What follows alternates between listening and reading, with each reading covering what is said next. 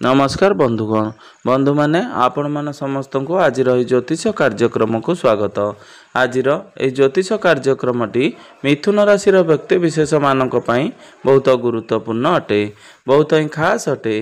कारण आज वीडियो रे आमे माने जानिबा मिथुन राशि व्यक्ति विशेष मानक जुलाई 2025 टी किपरि रहिछि। मिथुन राशि मासिक राशिफल उपरे आमे माने आलोचना करिबा। मिथुन राशि व्यक्ति विशेष मानकर स्वास्थ्य, शिक्षा, प्रेम संपर्क, वैवाहिक जीवन, भाग्य, क्यारियर एवं व्यापार वाणिज्यर स्थिति किपरि रहिछि एही जुलाई 2025 रे से विषय रे विस्तार भाव आलोचना करिबा। नवग्रहंकर स्थिति मध्य देखिबा। नवग्रह आपनकु केउ प्रकार फल प्रदान करिबारे सक्षम हेबे। शेष रे अशुभत्व प्रदान करुथबा ग्रह मानकर किछि विशेष प्रतिकार मध्य आमे माने वीडियो रो शेष रे जानिबा। तेबे बंधु माने वीडियोटी को आगो को बढ़िबा पूर्वरु जदि आपण मानकर मिथुन राशि होइथाए तेबे वीडियोटी को स्किप न करी थरे मात्र शेष पर्यंत निश्चिंत देखंतु एवं वीडियो को गोटे लाइक करी चैनल टी को सब्सक्राइब कर दियंतु। आपण माने जदि सच्चा हृदय रे ईश्वर को भक्ति करुथांती, विश्वास करुथांती तेबे भक्ति एवं श्रद्धार सहित कमेंट बॉक्स रे जय मां लक्ष्मी, जय श्री जगन्नाथ अवश्य लिखि दियंतु। तेबे बंधु माने आसंतु आरंभ करिबा आज रही कार्यक्रम को, जहा कि जन्म राशि एवं चंद्र राशि उपरे संपूर्ण आधारित अटे। तो राशि चक्र 12 गोटी राशि मध्यरु तृतीय राशि होची मिथुन राशि। तो मिथुन राशि राशिधिपति होचंती बुध। तो बुध आपणकर कुंडलीर द्वितीय भाव में विराजमान अछंती। तो बंधु माने सर्वप्रथम आसंतु जानि नेबा एही जुलाई मासर आरंभ रे नवग्रहंकर स्थिति किपरि रहिछि। सूर्य एवं गुरु आपणकर प्रथम भाव में विराजमान अछंती। मंगल आपणकर तृतीय भाव में विराजमान अछंती एवं केतु मध्य तांको सहित विराजमान अछंती। राहु आपणकर नवम भाव में विराजमान अछंती। शनि आपणकर दशम भाव में विराजमान अछंती एवं शुक्र आपणकर द्वादश भाव में विराजमान अछंती। तो बंधु माने सर्वप्रथम आसंतु जानि नेबा आपणकर स्वास्थ्य किपरि रहइबो एही जुलाई 2025 रे। तो बंधु माने कुंडलीर प्रथम भावटी होइथाय आपणकर स्वास्थ्यर भाव, आपणकर इम्यूनिटी सिस्टम रो भाव। तो आपणकर प्रथम भावर अधिपति होचंती बुध। तो बुध आपणकर द्वितीय भाव में विराजमान अछंती। तो बंधु माने स्वास्थ्य आपणकर जुलाई मासरे बहुत भल रहिबो। कारण आपणकर प्रथम भाव, पंचम भाव एवं नवम भावर अधिपति बहुत भल स्थिति रे विराजमान करिसंती। शुक्र द्वादश भाव रे थिले मध्य निजर स्वर राशि रे विराजमान रही विपरीत राजयोगर निर्माण करुछंती। अर्थात स्वास्थ्य आपणकर एही जुलाई मासरे बहुत भल रहिबो। एपरि पूर्वरु आपणकर जे स्वास्थ्यगत सब समस्या लागि रहितिला बा आपणकर कोनोसी प्रकारर देह स्वास्थ्य जनित समस्या लागि रहितिला बा देह खराब रहुतुला से सबुरे आपण एही जुलाई मासरे सुधार देखिबाकू पाइबे। आपण निजको हेल्दी अनुभव करिवे। आपणकर इम्यूनिटी सिस्टम टिके स्ट्रांग रहिबो। एबे आसंतु जानि नेबा आपणकर शिक्षा क्षेत्र किपरि रहिबो एही जुलाई 2025 रे। तो बंधु माने कुंडलीर पंचम भावटी होइथाय आपणकर शिक्षा क्षेत्रर भाव। तो आपणकर पंचम भावर अधिपति होचंती शुक्र। शुक्र आपणक कुंडलीर द्वादश भाव में विराजमान अछंती। राहु एवं गुरुंकर दृष्टि आपणकर पंचम भाव उपरकू रहुची। तेणु एहार प्रभाव रे आपणकर शिक्षा क्षेत्र रे आपण निजर पाठ पढ़ारे किछि परिवर्तन आनी पारंती। आपणकर मैनेजमेंट स्किल बहुत भल रहिबो। आपणक मध्यरे ज्ञान बहुत अधिक रहिबो। कारण गुरु हेउचंती ज्ञानर कारक ग्रह एवं गुरुंकर दृष्टि आपणकर पंचम भाव उपरकू रहुची। राहुंकर दृष्टि मध्य आपणकर पंचम भाव उपरे रहुची, जहा फल रे आपणकर माइंड शार्प हेबो। आपणकर कैचिंग पावर बढ़िबो, जहा फल रे आपणकर पाठ पढ़ार स्थिति बहुत। बंधु माने आपणकर पंचम भावर अधिपति द्वादश भाव में विराजमान अछंती। तेणु जो छात्र छात्री माने विदेश को रही पाठ पढ़िबा पई चाहुचंती किंबा बाहर को जाई विद्या अध्ययन करने को चाहते सेमानकु मध्य समय साथ देव। आपण पाठ पढ़ा को नहीं किछि भल डिसीजन नहीं पारंती। यह व्यतीत जुलाई मासरे जदि आपणकर कोनोसी एग्जाम रहिछि तो एग्जाम मध्य आपणक पई बहुत भल रहिबो। किंबा आपण एही जुलाई मासरे जदि किछि एडमिशन किंबा फॉर्म फिलअप करने को चाहते ତ ତାହା ମଧ୍ୟ ଆପଣଙ୍କ ପାଇଁ ଭଲ ରହିବ। ଏବେ ଆସନ୍ତୁ ଜାଣିନେବା ଆପଣଙ୍କର ପ୍ରେମ ଜୀବନ କିପରି ରହିବ ଏହି ଜୁଲାଇ 2025ରେ। ତ ବନ୍ଧୁମାନେ, କୁଣ୍ଡଳୀର ପଞ୍ଚମ ଭାବଟି ଆପଣଙ୍କର ଶିକ୍ଷାର ଭାବ ହେବା ସହିତ ପଞ୍ଚମ ଭାବଟି ଆପଣଙ୍କର ପ୍ରେମ ଜୀବନର ଭାବ ହୋଇଥାଏ, ସନ୍ତାନର ଭାବ ହୋଇଥାଏ। ତେବେ ଆପଣଙ୍କର ପଞ୍ଚମ ଭାବର ଅଧିପତି ଶୁକ୍ର ଆପଣଙ୍କର ଦ୍ୱାଦଶ ଭାବରେ ବିରାଜମାନ ଅଛନ୍ତି। ତ ଶୁକ୍ର ଦ୍ୱାଦଶ ଭାବରେ ଥିଲେ ମଧ୍ୟ ନିଜର ସ୍ୱରାଶିରେ ବିରାଜମାନ ରହି ବିପରୀତ ରାଜଯୋଗର ନିର୍ମାଣ କରୁଛନ୍ତି, ଯାହା ଆପଣଙ୍କର ପ୍ରେମ ଜୀବନ ପାଇଁ ବହୁତ ଭଲ ପ୍ରଭାବ ପକାଇବ। ଆପଣଙ୍କର ବାଣୀରେ ମଧୁରତା ଆସିବ, କାରଣ ଆପଣଙ୍କ ବାଣୀ ଭାବରେ ବୁଧ ବିରାଜମାନ ଅଛନ୍ତି। ତ ବୁଧ ହେଉଛନ୍ତି ଆପଣଙ୍କର ପ୍ରଥମ ଭାବର ଅଧିପତି।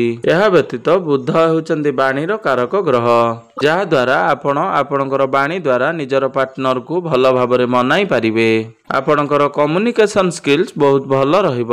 ଏହା ବ୍ୟତୀତ ପୂର୍ବରୁ ଯଦି ଆପଣଙ୍କ ଭିତରେ କୌଣସି ପ୍ରକାର ମତାନ୍ତର ଭଳି ଦେଖାଯାଉଥିଲା ବା କୌଣସି ପ୍ରକାରର ଡିଷ୍ଟର୍ବାନ୍ସ ଥିଲା, ତ ଆପଣ ଆପଣଙ୍କର ବାଣୀ ଦ୍ୱାରା ସେ ସବୁକୁ ସମାଧାନ କରିଦେବେ।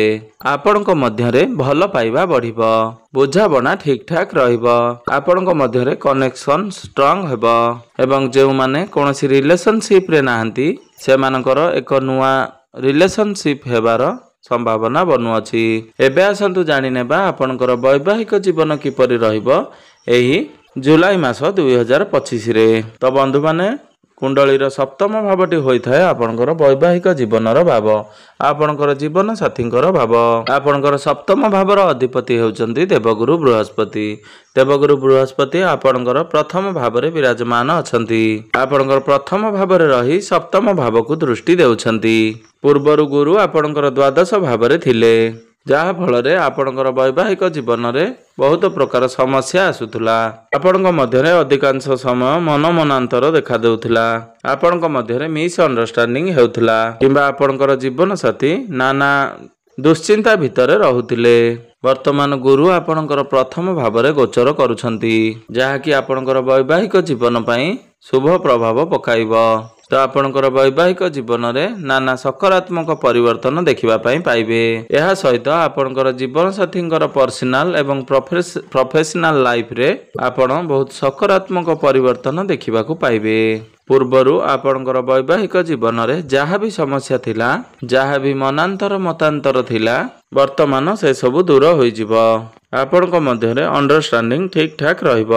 ଆପଣ ପରସ୍ପରକୁ ପ୍ରତ୍ୟେକ କାର୍ଯ୍ୟରେ ସପୋର୍ଟ କରିବେ। ଏବେ ଆସନ୍ତୁ ଜାଣିନେବା ସବୁଠାରୁ ମହତ୍ତ୍ୱପୂର୍ଣ୍ଣ ବିଷୟବସ୍ତୁ ଆପଣଙ୍କର ଭାଗ୍ୟ, କ୍ୟାରିୟର ଏବଂ ବ୍ୟାପାର ବାଣିଜ୍ୟର ସ୍ଥିତି କିପରି ରହିଛି ଏହି ଜୁଲାଇ 2025ରେ। ତ ବନ୍ଧୁମାନେ, କୁଣ୍ଡଳୀର ନବମ ଭାବଟି ହୋଇଥାଏ ଆପଣଙ୍କର ଭାଗ୍ୟର ଭାବ। ଆପଣଙ୍କର ନବମ ଭାବର ଅଧିପତି ହେଉଛନ୍ତି ଶନି।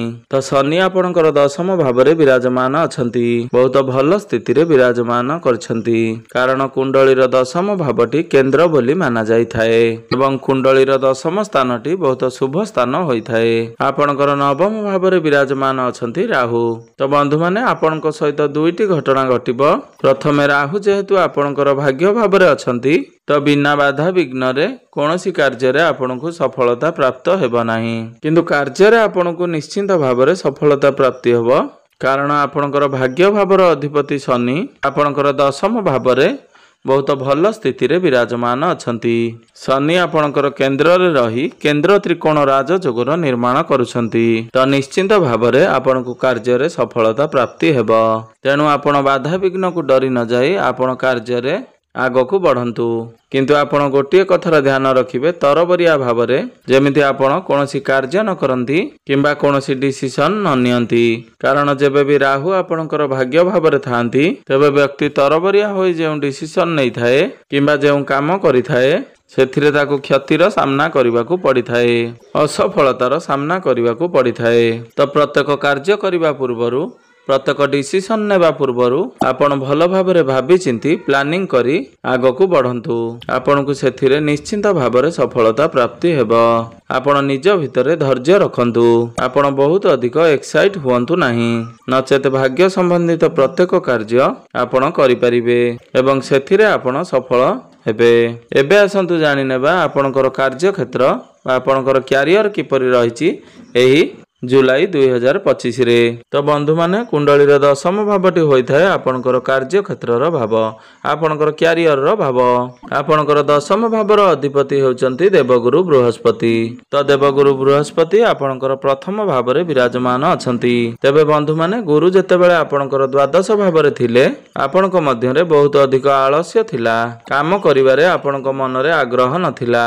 मात्र वर्तमान आपण निजर काम को नै सीरियस रहिबे, आपनकर काम रे आग्रह बढ़िबो, कारण गुरु आपनकर प्रथम भावरे रही आपनकर भाग्य भाव को देखुचंती, जहा फलरे आपनकर क्यारियर रे एक सकारात्मक परिवर्तन हेबो। आपण क्यारियर रे ग्रो करिवे, आपनको आपनकर भाग्यर पूर्ण मात्रा रे साथ मिलिबो, आपनक मध्य रे ज्ञान बढ़िबो, आपनकर मैनेजमेंट स्किल बढ़िबो, आपण काम को केउ भली भाबरे करिवार अछि से आइडिया मध्य आपनको प्राप्ति हेबो, जहा फलरे आपण सेई काम को बहुत भल भाबरे करि परिबे।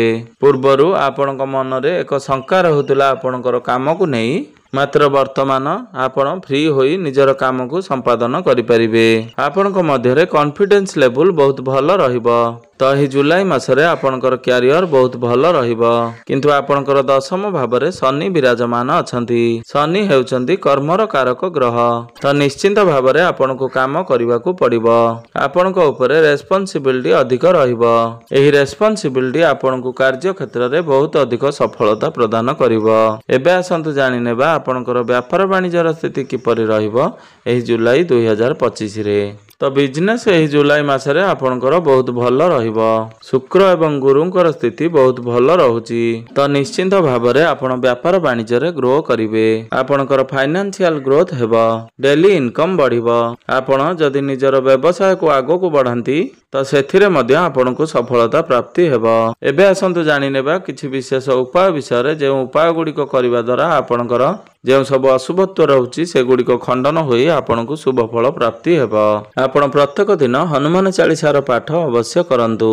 आपण प्रत्येक दिन गायत्री मंत्रर जप 108 थर करंतु, एवं प्रत्येक दिन बुद्धंकर बीज मंत्रर जप 108 थर करंतु, एवं प्रत्येक दिन आपण उदित सूर्य को तंबा पात्र रे जलार्घ्य अर्पण करंतु।